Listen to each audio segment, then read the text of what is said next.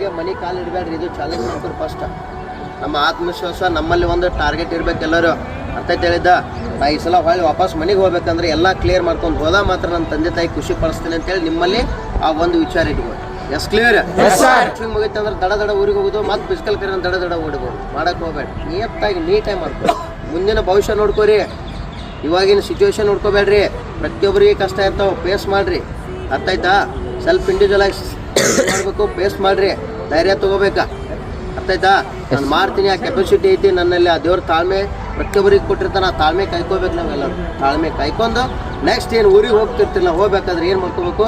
Exam clear, physical clear, medical clear ಮಾಡ್ಕೊಂಡು ಏನು ಮಾಡಬೇಕು? ಮನೆ ಕಾಲು ಇರಬೇಕು.